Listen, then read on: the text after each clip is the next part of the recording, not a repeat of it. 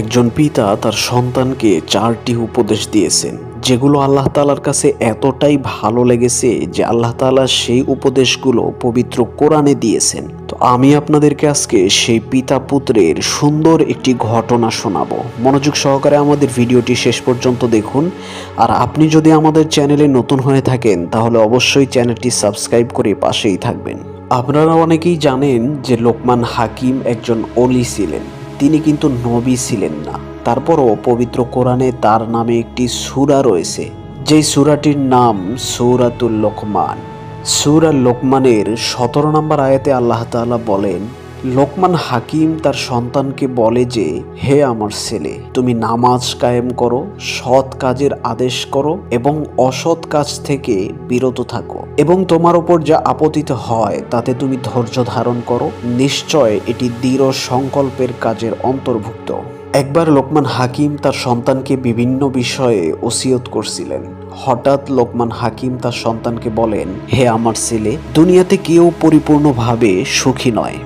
সবাই অভাবগ্রস্ত, দুঃখী এবং বিপদগ্রস্ত, এবং প্রত্যেক মানুষকে আল্লাহ তাআলা বিভিন্ন বিপদের সম্মুখীন করে তাদের ঈমানের পরীক্ষা নিয়ে থাকেন। কিন্তু যারাই বিপদের সময়, কষ্টের সময় ধৈর্য ধারণ করবে, তারাই দুনিয়া এবং আখেরাতে তার উত্তম প্রতিদান পাবে। সন্তানকে এই সমস্ত বিষয় ওসিয়ত করার পর সন্তান তার বাবাকে জিজ্ঞাসা করে, বাবা, আমাকে যেভাবে আপনি বোঝাচ্ছেন আমি একটু আস্তে আস্তে বুঝতেছি, কিন্তু আপনি যদি আমাকে এই বিষয়গুলো হাতে কলমে শিখিয়ে দিতেন তাহলে আমার জন্য বুঝতে অনেক সুবিধা হতো। তখন লোকমান হাকিম বললেন, ঠিক আছে, চলো, এখান থেকে 200 মাইল দূরে একজন নবী আছে, সেই নবীর কাছে তোমাকে নিয়ে যাব এবং হাতে কলমে তা তোমাকে শিখিয়ে দেব। লোকমান হাকিমের ছেলে অত্যন্ত খুশি হয়, কারণ সে একজন নবীর সাথে দেখা করতে যাবে। এবং লোকমান হাকিম তার ছেলেকে সাথে নিয়ে সফরে রওনা করে দেন। সন্তান আগে আগে চলছে খুশিতে,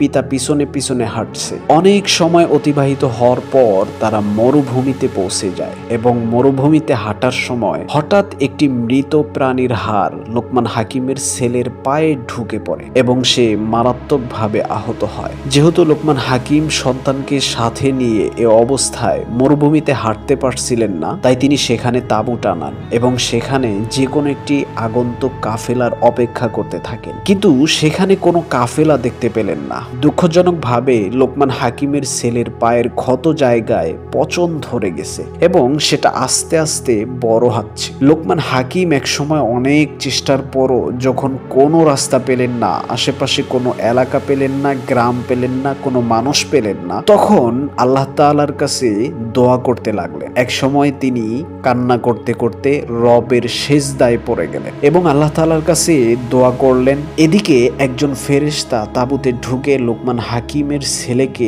দেখে তার সাথে কথা বলা শুরু করলেন এবং তাকে বললেন, আমি জিবরাইল, তোমার পায়ে ব্যথা কোথায় পেয়েছো? লোকমান হাকিমের ছেলে পচন ধরার জায়গাটি দেখানোর পর সেখানে জিবরাইল আলাইহিস সালাম হাত বুলিয়ে দেন। সঙ্গে সঙ্গে তার পা সম্পূর্ণ ভালো হয়ে যায়। লোকমান হাকিম পরে এই বিষয়ে জানতে পারে। তখন লোকমান হাকিমের ছেলে বুঝতে পারে যে বিপদের সময় ধৈর্য ধারণ করলে, আল্লাহ তাআলার উপর ভরসা রাখলে, নামাজ আদায় করলে, আল্লাহ তাআলার কাছে সাহায্য চাইলে আল্লাহ তাআলা তার ফলাফল দেন কিভাবে, যেমনটা তাকে দিয়েছেন। তার বাবার ধৈর্য ধারণ এবং ফলাফলের কারণে আল্লাহ তাআলা জিবরাইলকে পাঠিয়ে দিয়েছেন তাদের সাহায্য করার জন্য। জিবরাইল আলাইহিস সালাম আরো জানিয়ে দেন যে আপনারা যেই নবীর কাছে দেখা করতে যাচ্ছিলেন সেই নবীর কথা তার উম্মতরা না শোনার কারণে আল্লাহ তাআলা তাদের উপর পাথরের বৃষ্টি বর্ষণ করে সেই এলাকা ধ্বংস করে দিয়েছেন। আপনারা যদি সেখানে পৌঁছে যেতেন তাহলে সেই পাথরের বৃষ্টি